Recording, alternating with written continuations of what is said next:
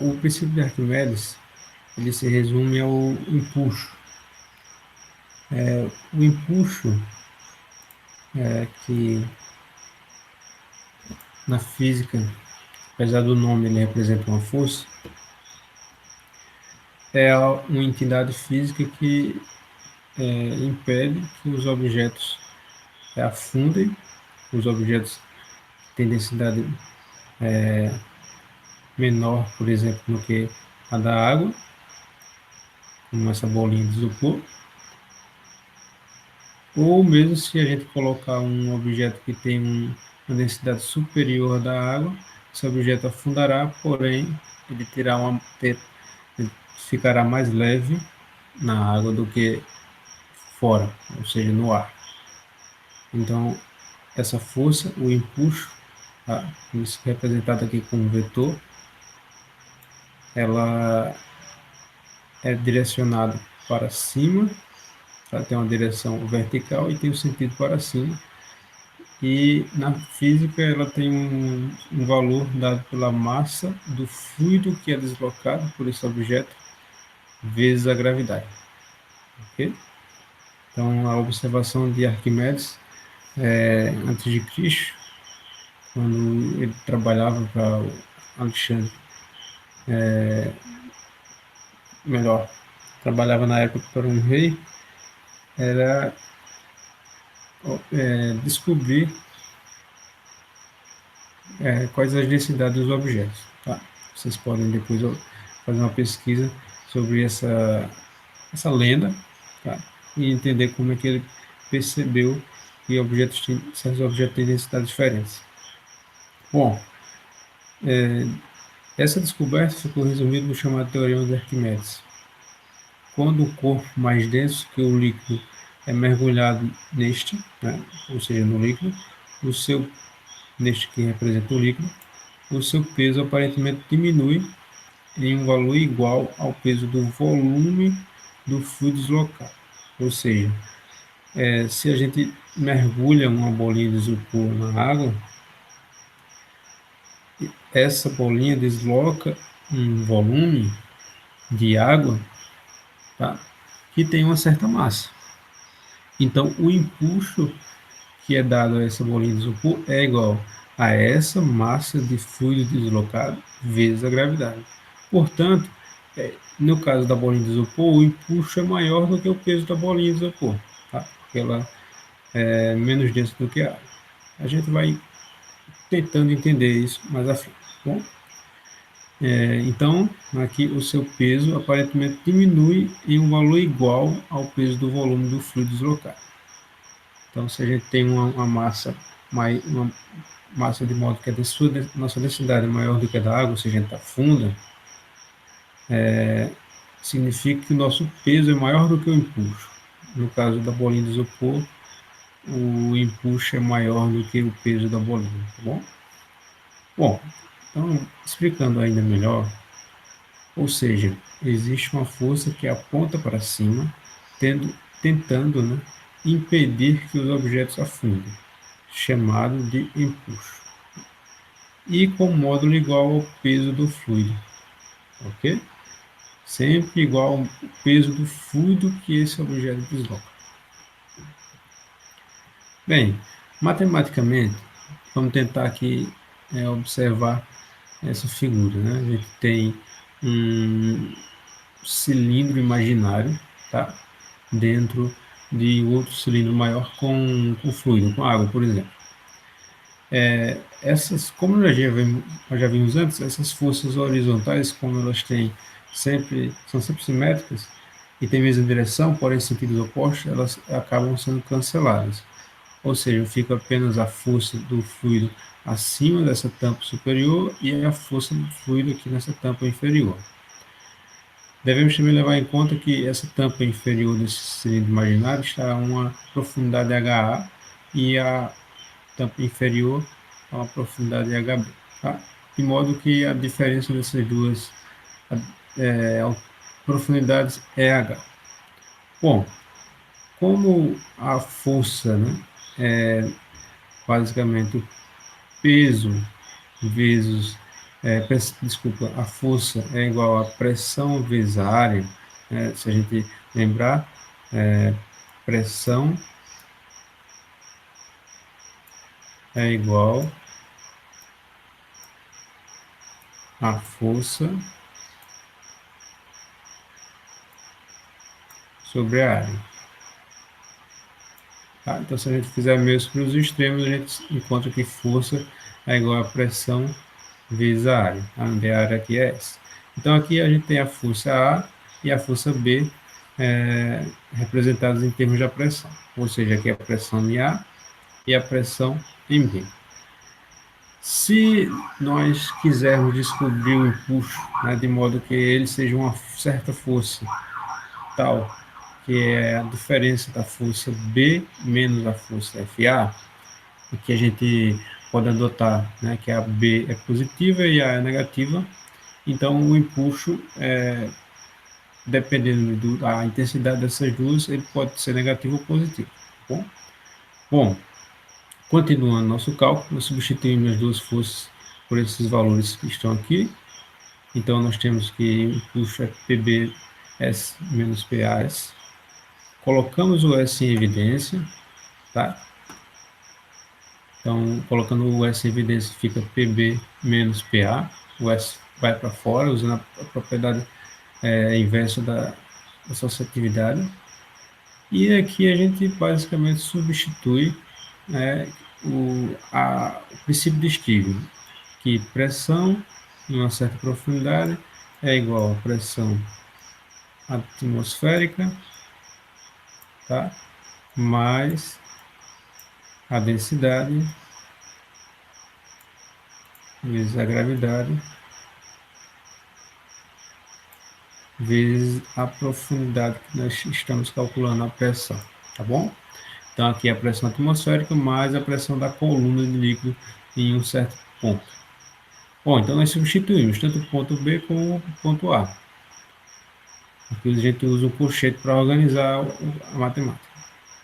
Quando nós colocamos em evidência D, né, que é a densidade desse fluido, e a gravidade, então podemos deixar dentro apenas a profundidade B menos a profundidade A. Desta forma, né, como nós tínhamos dito antes, a diferença entre HB e HA é o H, basicamente o tamanho do cilindro, tá? Que representa a altura desse objeto. Então, quando nós associamos essa altura com a área, nós temos basicamente o volume desse cilindro, okay? O volume desse corpo dentro desse corpo. Então, o impulso é densidade vezes a gravidade vezes o volume desse corpo, tá? Bom, essa é a maneira que se representa no ensino médio. Nós podemos trocar a densidade vezes o volume pela massa do fluido que esse corpo desloca, ok? Então aqui, importante destacar que essa densidade não é a densidade do corpo, é a densidade do fluido, certo? Então, como essa densidade é associada ao fluido e o volume é o volume do corpo ou o volume do fluido que é deslocado, então esse D e esse C pode ser, esse D e esse V pode ser representado assim, por massa do fluido deslocado vezes a gravidade. Tá? Essa é a maneira que se representa, como foi proposto pelo Arquimedes, o impulso, okay? O módulo do impulso. No ensino médio a gente trata ele como DGV. Bom, densidade do fluido, V, volume do fluido deslocado, ou então o volume do corpo ali. Né? Então, como posso representar aqui abaixo, o impulso é igual a massa vezes a gravidade, e ele é igual ao peso quando o corpo flutua. Então, bom, em suma, todo o corpo imerso total ou parcialmente no fluido recebe deste uma força vertical de baixo para cima, igual ao peso do fluido deslocado pelo corpo. Ok? Bom, então aqui só para tratar o fenômeno de flutuação, a gente pode ter um corpo que flutua, tá? Nesse caso, totalmente, Então, o volume do fluido deslocado é igual ao volume real do corpo, beleza? Isso quando ele está totalmente submerso. E quando ele está parcialmente submerso, o volume do fluido deslocado é apenas o volume que está dentro, está submerso. Ok? Bem, além disso, se nós quisermos calcular o peso de um objeto na água, que a gente chama de peso aparente, basicamente a gente subtrai o peso real do objeto, ou seja, o peso que esse objeto tem de fato, menos o impulso. Então essa é a forma vetorial e aqui é a forma escalar. Aqui a gente usa matematicamente para calcular essa maneira que a gente só usa representando o fenômeno. E essa é para calcular a matemática. Ok? Bom, na flutuação, nós temos que levar em conta três situações. A primeira é quando o peso é igual ao impulso. Nesse caso, o objeto tem velocidade nula, tá? Força, ou seja, aceleração nula. Perdão, pode ter velocidade constante. Nesse nosso caso, precisamos que ele tenha velocidade zero, portanto, aceleração é zero. Portanto, força resultante é igual a zero. Aqui, força resultante é igual a massa vezes a aceleração. Ok? Bom, então nesse caso o objeto flutua, e, portanto, se substituirmos o peso pela massa do corpo vezes a gravidade e o impulso pela massa do líquido vezes a gravidade, cancelamos a gravidade, sobra que a massa do corpo é igual à massa do líquido. Se a gente substituir pela fórmula da densidade, encontramos que a densidade do corpo é igual à densidade do líquido. Ok? Isso é o que acontece quando ele está totalmente submerso e flutuando. Na segunda situação, o peso do objeto é igual ao impulso. Então, quando a gente faz a matemática, nós constatamos que a densidade do corpo é maior do que a densidade do líquido. E nesse caso, o objeto desce, tá? Com uma velocidade constante, perdão, uma velocidade progressiva, crescente, e assim um movimento acelerado. Ele afunda constantemente.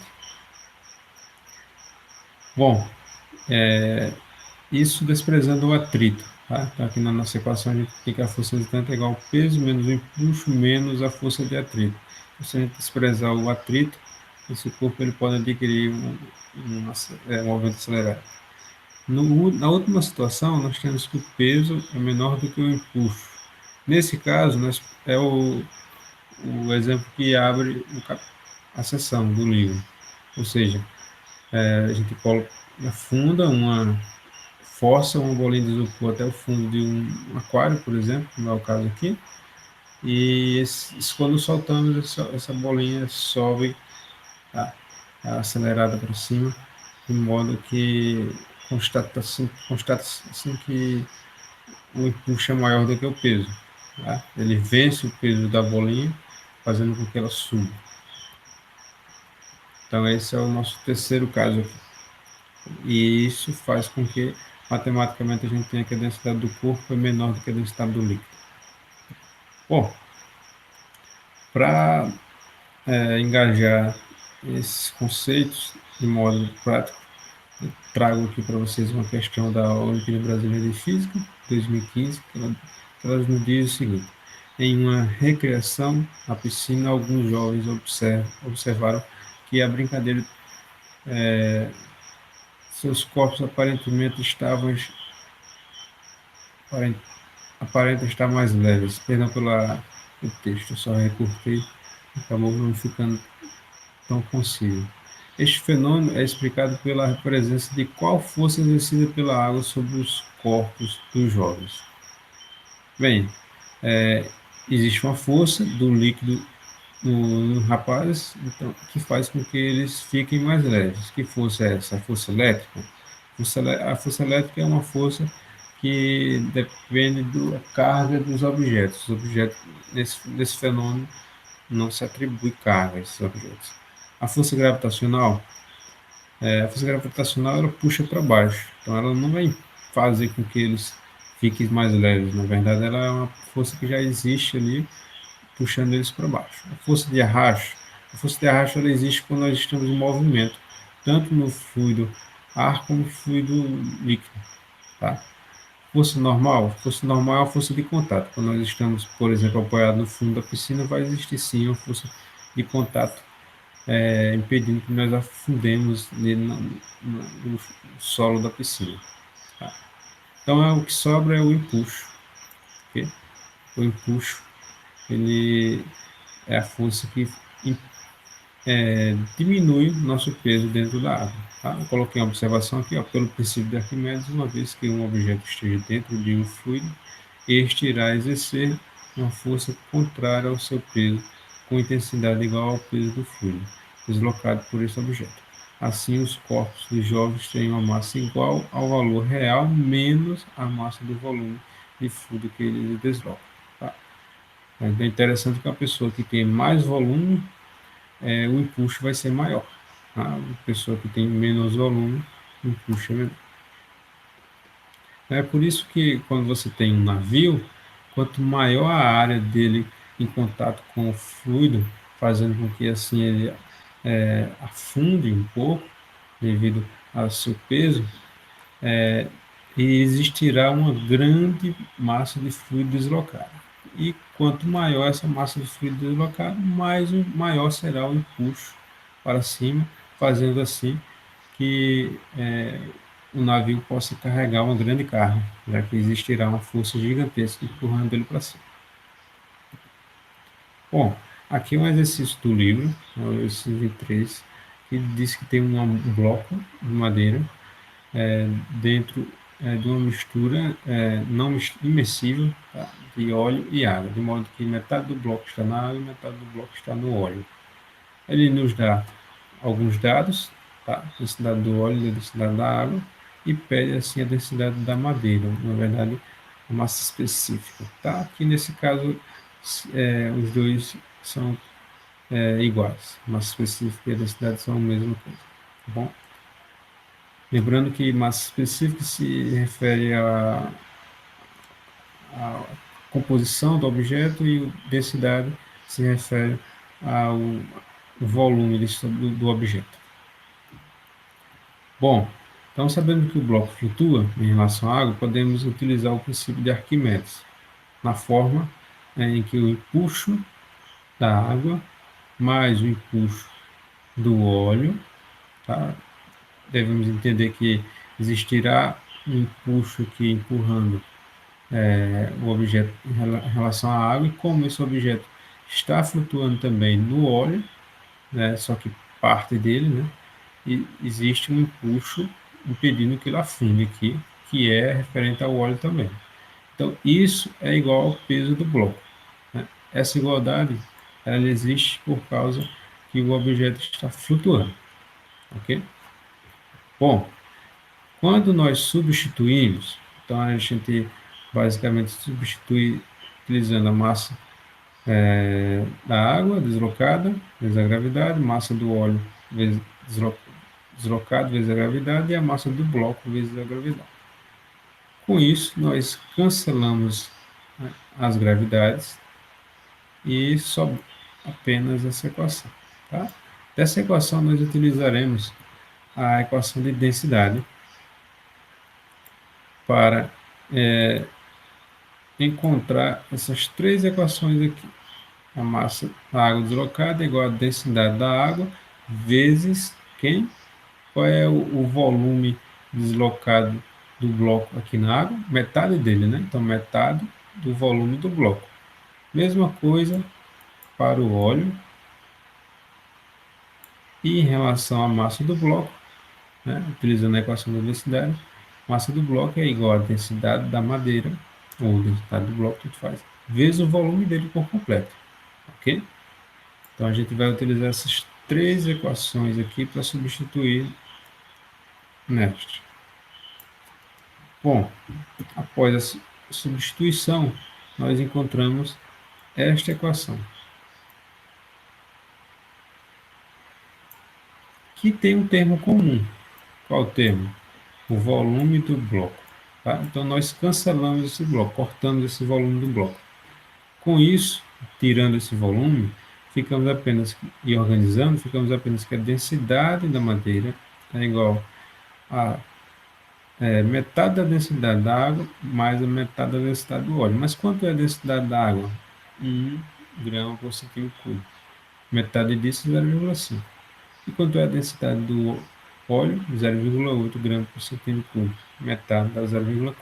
Então, finalmente, a densidade da madeira é 0,9 gramas por centímetro cúbico. Ok? Então, aqui a gente